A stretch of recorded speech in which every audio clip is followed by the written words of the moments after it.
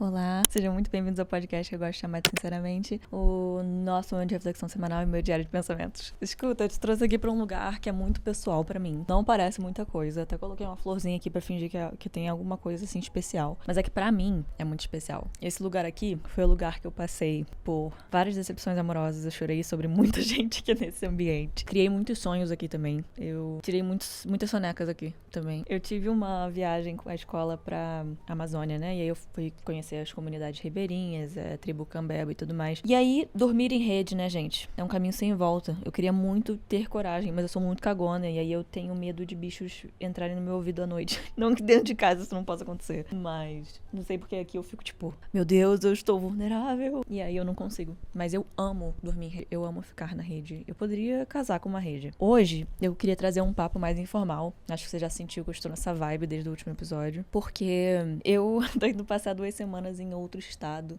Sou do Rio de Janeiro, né? E eu vou pra São Paulo. E foi uma decisão relativamente espontânea, mas nada impulsiva. E eu vou falar por quê. Eu não quero dizer que eu cansei, porque de forma alguma eu amo o Rio de Janeiro. Eu amo muito o Rio de Janeiro. Muito, muito, muito, muito, muito, muito, muito. Eu diria que eu não tinha muito afeto com o Rio de Janeiro quando eu era criança. Gostava, mas não tinha assim um afeto. E depois que eu morei fora, eu voltei amando muito mais. E eu acho que muita gente que morou fora fala isso, porque justamente você começa a reconhecer e valorizar tantas coisas bacanas que são vistas como tão legais pelos gringos. E aí quando você chega aqui de novo, você fala, pô, na verdade isso é muito legal. E aí você começa a, como é que eu posso dizer, meio que se reapaixonar, porque você fala, caraca, e tudo que os gringos acham maneiro nem é a melhor parte, sabe? Então eu realmente me reapaixonei pelo Rio de Janeiro de uma forma assim absurda. Eu amo, amo, amo, amo, porque natureza realmente é muito importante, tão irônico eu tô falando que eu vou pra São Paulo. Mas essa conversa começou quando eu tava ficando com um cara. Eu tava afim dele, né? Imagina, eu não tava nem um pouco afim dele, mas eu ficava, né? Não tava fazendo nada. Mas antes disso, eu já tinha ficado com outro cara também que era de São Paulo. Olha só, gente, uma mulher solteira de 27 anos pode fazer o que ela quiser. E aí, eu fui lá meio que conhecer onde ele morava e tudo isso, ficar um pouco lá. Só que não sei, acabou não funcionando tanto. Eu tava também no meio de um projeto e aí eu voltei pra cá. E no meio desse projeto eu conheci outra pessoa. E aí, por aí foi. Então, eu tive uma outra experiência, mas muito parecida com a primeira no sentido de, tipo, eu estava indo pra casa de alguém, conhecer o espaço de alguém. Eu não tava, assim, no meu espaço, na minha própria vibe, na minha própria, meu espaço de garota, sabe? Então, eu sinto que eu tava meio que num lugar, não é dependente porque ninguém tava pagando nada pra mim, não, mas poderia, aquelas brincadeiras. Gente, é isso aí, eu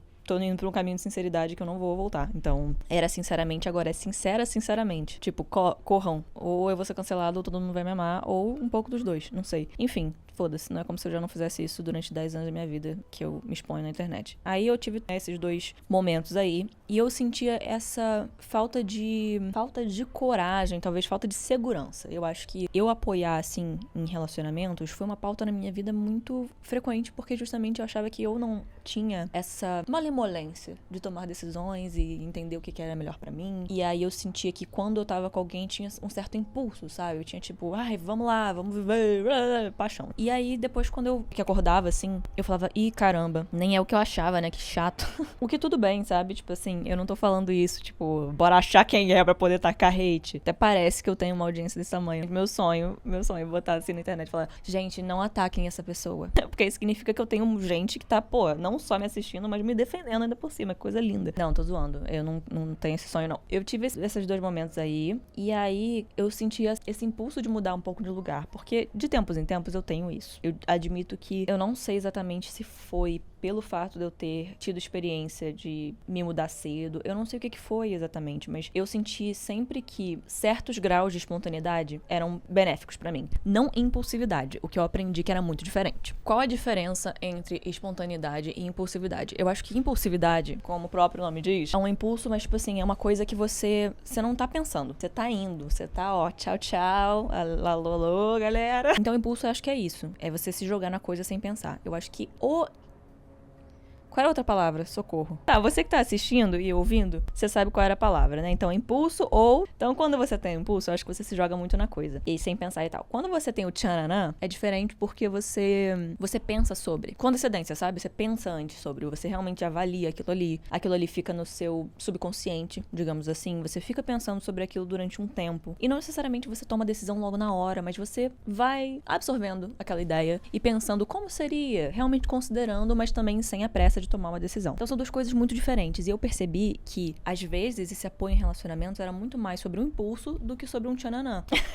Porque eu era muito mais consciente. E era sobre mim, não era sobre mais ninguém. Você já tem toda uma consciência. Enquanto o impulso pra mim era muito esse lugar de, ai meu Deus, eu achei a pessoa que precisa estar na minha vida pra então eu fazer XYZ. E aí quando eu terminei, assim, essa última relação, eu comecei a pensar, falei, cara, eu tô esperando alguma coisa, eu tô esperando alguma aprovação. Porque, incrível, todas as vezes que eu me via solteira e sozinha, tipo, eu realmente estava muito bem. Muito bem. Eu tava brilhante, tava inspirada, tava energética, tava cheia de ideias, criativa, não sei o quê. E aí quando eu me envolvia com alguém, parecia que tudo isso ia pra casa do cacete. Porque eu descobri esse desequilíbrio colossal nas minhas relações. Eu tava construindo relações de uma forma muito errada. Errada pra mim. Não sei se, sei lá, pra alguém pode funcionar, apesar de eu achar muito difícil, mas pra mim tava muito errado. Porque era completamente desequilibrado. Então, eu tava disposta a quase tudo. Porque eu acreditava, assim, de uma forma que eu acho que vinha desse lugar de insegurança mesmo, de que tudo tinha que acontecer quando... Talvez fosse uma sensação de alguém vai me salvar, mas eu nem acho que era isso, porque no fim das contas eu acabava estando no lugar de segurar as pontas muito mais do que as outras pessoas. Não em todos os casos, mas assim, em grande maioria eu diria que eu tinha que segurar muitas pontas, dos outros e as minhas. Então, isso era muito difícil. Porque em vez de eu estar sendo energizada, alimentando minha essência, sendo incentivada a ser eu, a ser mais feliz, ou seja o que for, mais eu mesma, eu tava sendo incentivada ao contrário. E às vezes, assim, de verdade, eu não posso dizer e botar minha mão no fogo que aquelas pessoas, elas queriam fazer.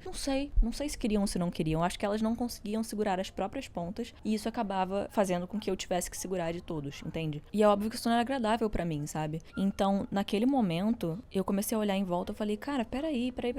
Eu tô segurando as minhas, as dos outros, e ainda tô cobrando que pessoas que não são pessoas, uma pessoa seja o que ela não é, entende? Tipo, eu tava me envolvendo muito em relações, querendo cobrar de pessoas o que elas não eram de verdade. E aí a gente entra num lugar muito complexo, porque é tipo, mas elas me mostraram ser aquilo. Mas, no fundo, eu já sabia que não eram, entende? Porque foi rápido demais, ou porque foi um impulso. Entende? Eu acho que a partir do momento que eu comecei a ver que eu tava tomando impulsos e dizendo, carimbando, sabe? As pessoas, tipo, ai, você é a melhor pessoa do mundo. Só que, caramba, não deu nem tempo de entender se é a melhor pessoa do mundo. Como é que eu vou saber se é a melhor pessoa do mundo? Se for, que ótimo. Ou pode ter sido a melhor pessoa pra aquele momento. Eu realmente acredito nisso de verdade. Porque quando você também começa a ganhar autoconfiança, autoestima, construir toda essa relação com você mesma, você sabe que você nunca entraria em certos tipos de relação de novo. Não vou dizer nunca, porque você não pode prever o futuro. Mas eu tenho muita convicção de que eu não entraria de novo nesse tipo de relação, porque eu já mudei muito, entende? Pra eu estar naquele tipo de relação, eu teria que realmente ser minimamente daquela maneira. Eu teria que ser minimamente insegura, ou minimamente dependente, ou, enfim, alguma coisa ali teria que estar desequilibrada pra eu poder estar naquelas relações, porque hoje eu não vou nem num date, entendeu? E eu não digo isso de uma forma tipo, ai, que nozinha essa pessoa desequilibrada. Tipo, não, cara, mas assim, eu decidi que não é pra mim, entende? Porque realmente não vale a pena. Eu sou uma pessoa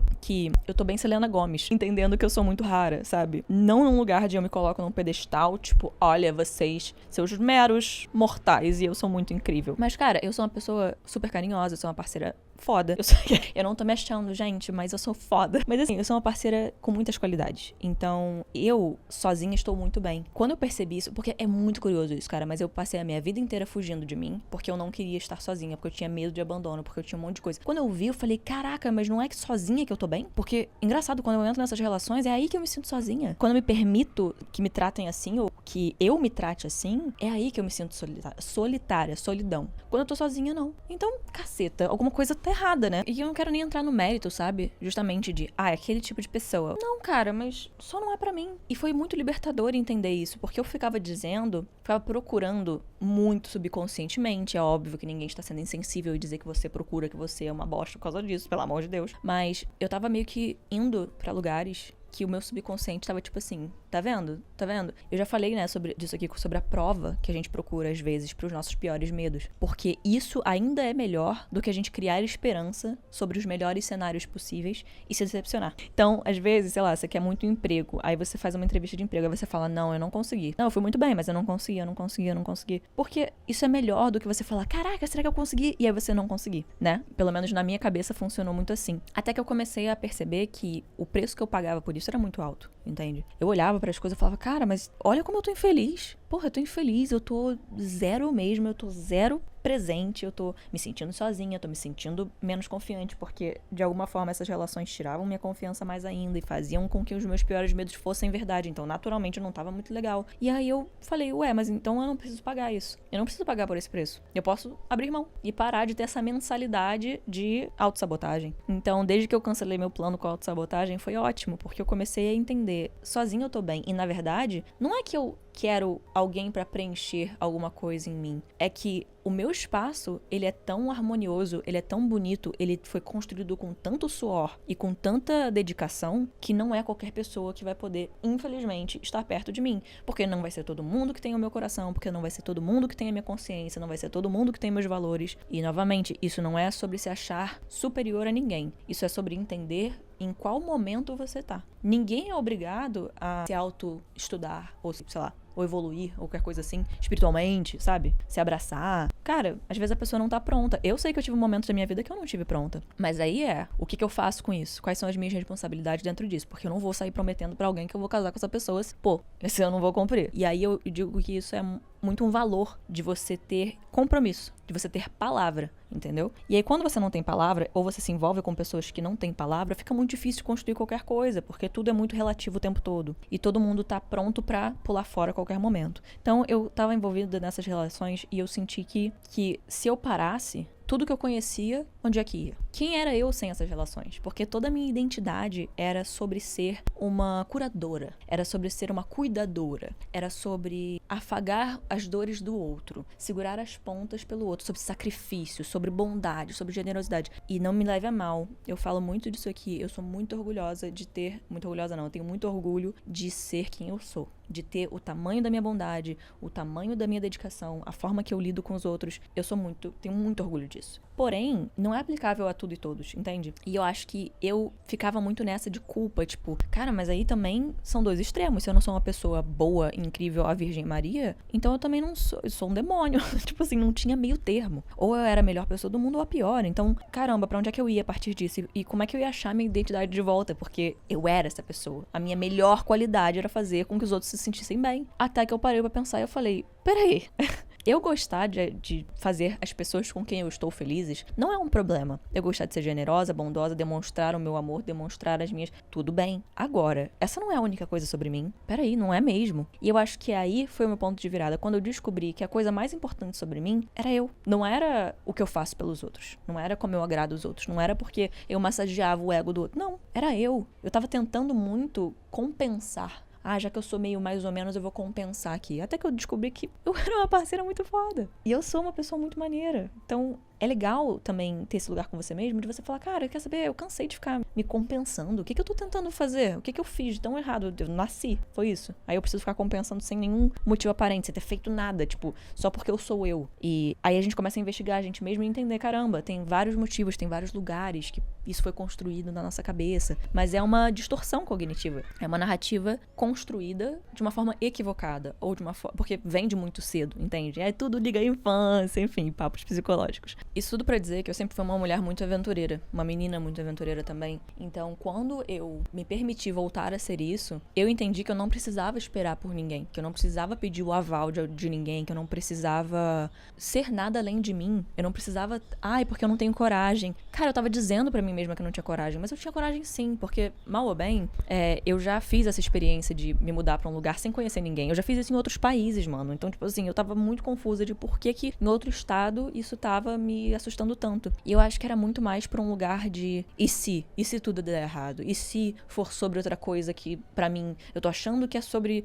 me desenvolver, mas na verdade é sobre algo completamente diferente, é sobre dependência ou é sobre apego. E eu falei, cara, não é um chamado, sabe aqueles chamados da vida? Não sei se você tem isso na sua vida, mas imagino que sim. Às vezes a gente sente parece que é uma cutucada assim no ombro, sabe? Tipo, vamos lá, aqui meio que deu, vamos lá. E aquilo, eu não sei se eu vou morar lá, eu não sei se eu vou, não sei o que a vida reserva, mas sabe quando você sabe que você tem que fazer? Então eu sinto muito que era mais uma autossabotagem, mais um limite autoimposto, porque no fim das contas eu consegui conseguiria fazer, mas seria desconfortável, eu também teria que investir dinheiro, ou eu teria que investir recursos, ou eu teria que mudar a minha vida, ou, enfim, sair do meu conforto. Principalmente, cara, conforto é muito real, assim. E eu não digo isso de uma forma insensível também, não. Porque às vezes não dá, sabe? Às vezes a gente tem que, sim, tipo, de outras formas, porque as coisas estão muito caras, vamos conversar sobre isso, enfim. Mas aquela coisa, tipo, me mobilizar pra fazer um movimento foi uma coisa que me ergueu de novo, sabe? Eu acho que eu tava num momento de muita cura interna, meu momento, assim, de, pô, rever muita coisa, catarse, não sei o que e tal, recuperação, encontrei minha luz de novo, e aí eu tô sozinha e bem de novo. E eu acho que eu tenho um certo receio de, tipo, alguém chegar a estragar, sabe? Porque é aquilo, é tão bom estar comigo e eu aprendi tanto a estar sozinha e bem e feliz e dedicada ao meu trabalho, à minha vida, minhas coisas, as pessoas mais próximas de mim, que eu falo, cara, não sei. E não é sobre uma exigência sem critério, entende? É sobre, tipo, eu não quero, ninguém mexe com a minha paz.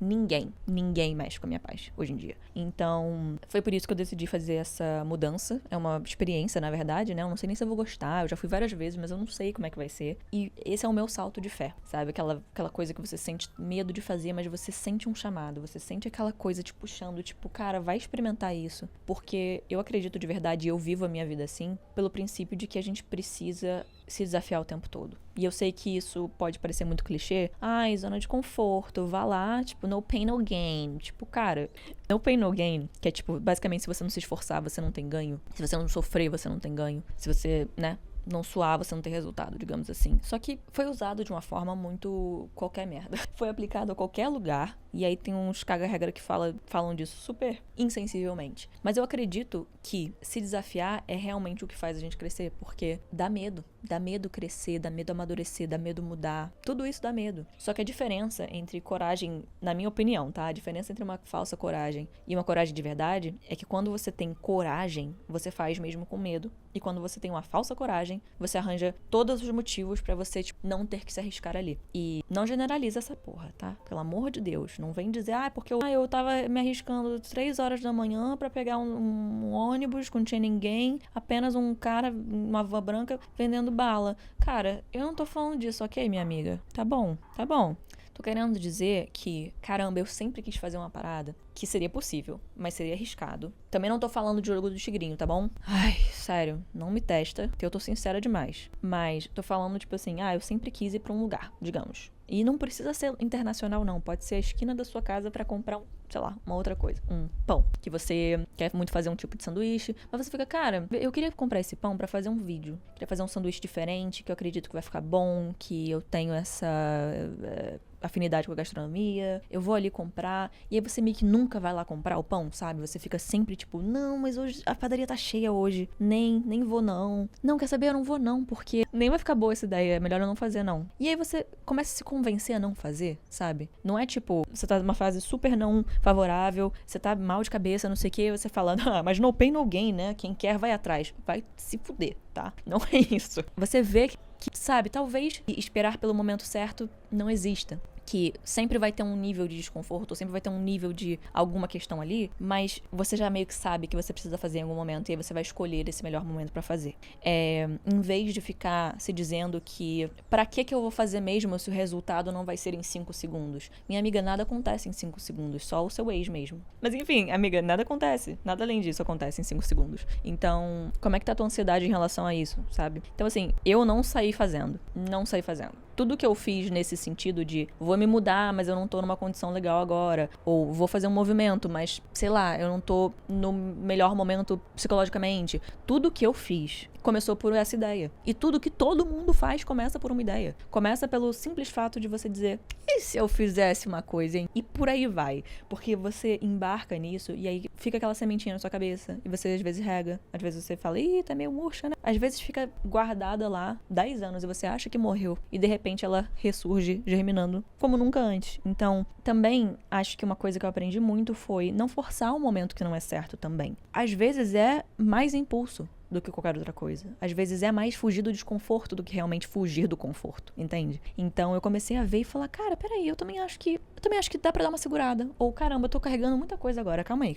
Muita coisa junta, não dá pra fazer uma grande mudança agora. Qual vai ser um momento que eu vou estar mais relax? E não física só, mas também mental, espiritual, todo o movimento que a gente faz, eu sinto que ainda mais no mundo que a gente vive atualmente, eu acho que ela tem um custo emocional, sempre embutido. Eu acho que tudo que a gente faz tem um custo emocional, então a gente tem que realmente sempre negociar com a gente mesmo nesse sentido, porque a gente tem que mostrar pro nosso cérebro que às vezes não tem recompensa imediata. Eu acredito de verdade nisso, eu comecei muito a treinar meu cérebro, por isso, assim, ducha gelada de manhã, que faz muito bem pra minha cabeça. Não tem exatamente um benefício imediato, meu cérebro vai querer me tirar todas as vezes.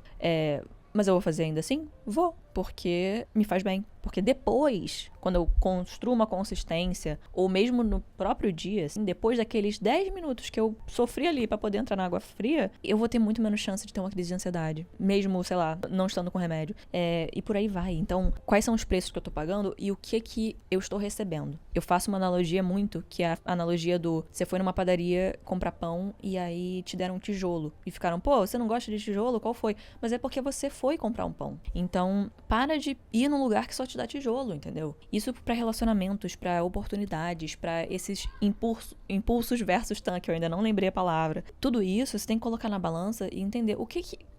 E não é de uma forma mesquinha e gananciosinha. O que é isso aqui? O que eu vou ganhar com isso? Não vou fazer nada que eu não vou ganhar. É pelo contrário. É tipo, treinar o seu cérebro pra entender que quando você rega todos os dias, a planta vive, a planta floresce, ela tá no brilho dela, no auge. Agora, quando ela não é regada, quando ela é regada de vez em quando você deixa ali meio no canto, aí de repente dá algumas gotinhas d'água aqui, aí hoje reguei demais, aí depois não rego nunca. Aí, entendeu? Nunca vai florescer. Então, entender isso de uma forma menos... Vou colocar pressão em cima de mim mesma porque tem que ser agora que eu vou fazer. Entender que tá sendo construído e que se permitir também faz parte da construção. Ter a ideia já é parte. A gente se dá muito pouco mérito sobre a parte do processo. Tem uma parte que é só ter a ideia de alguma coisa. Só ter uma intenção. Depois, você vai checar. É tipo assim, sabe aquela melhor amiga pra sua vida? Construir uma coisa, um sonho, um objetivo é exatamente assim. Você, às vezes, não sabe como tá. Você não fala há anos com essa pessoa. Mas se você ligar pra ela, você vai bater uma saudade, você vai ligar e vai falar, e aí, como é que você tá? E nada vai ter mudado. E isso são objetivos que a gente realmente quer. Essa é a minha concepção. Quando a gente realmente quer uma coisa, tipo, quer assumir um objetivo,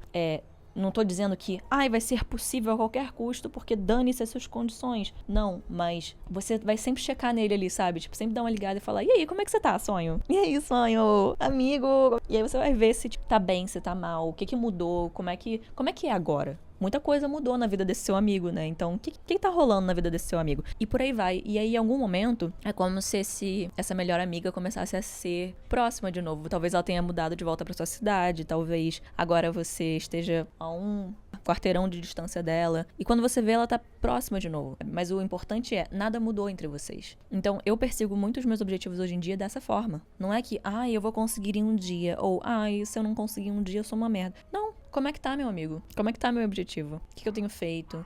Tá, agora sobrecarregou. Realmente a gente mora muito longe, eu não vou pegar 3 ônibus pra te ver e um avião. Foi mal, e um jegue. Não vou. Então, a gente vai se falar aqui por FaceTime. Porque a vida adulta é muito cheia disso, né? É cheia dessas relações que a gente tem que fazer manutenções. Mas às vezes a gente não vai conseguir incluir no nosso dia a dia porque tá todo mundo tipo, caraca, minha vida, meu dinheiro. Então é preciso que a gente lide com essa fluidez, né? E eu acho que foi por isso. Diria que esse foi o meu salto de fé. Foi tipo, começou com uma semente, uma coisinha, e foi germinando até um momento que eu tava falando com um amigo muito próximo meu. A gente ficou tipo 3 horas no telefone vendo apartamento. E eu não tinha a pretensão realmente de ir naquele momento. Mas quando eu vi, eu já tinha alugado. E eu falei, ih, carambolas, hein? E agora? Eu vou experimentar, eu vou ver como é que é. Fazer o quê? Muitas coisas. Vamos fazer a lista do que eu vou fazer, porque eu não tinha esse planejamento, sabe? Não foi uma coisa meticulosa que eu vou planejar cada mês. Não, cara, sei lá. Eu virei e falei, já era uma coisa que eu queria fazer. Já era um movimento que eu sei que eu precisava fazer. Então, era só uma questão de quando. E aí, naquele momento, eu decidi que tava na hora. E foi muito mais natural do que ficar, tipo, meticulosamente pensando, ai meu Deus, isso e aquilo. Não, vou adiar, vou ir. Não, eu vi que era um momento que dava, sabe? E eu quis aproveitar essa oportunidade. Então, eu vou explorar profissionalmente, eu vou conhecer novas pessoas, eu vou me reconectar com pessoas que eu já não vejo há muito tempo. E trabalhar muito, cuidar de mim, principalmente, também dar um espaço pra minha cabeça. E que esse episódio seja uma motivação pra você dar o seu salto de fé hoje, que você tente alguma coisa que você sempre quis tentar, ou que você, no mínimo, plante essa semente. Por hoje é só, pessoal. Obrigada por ter assistido como sempre. Eu te vejo na quinta-feira que vem com mais um episódio de Sinceramente. Um beijo.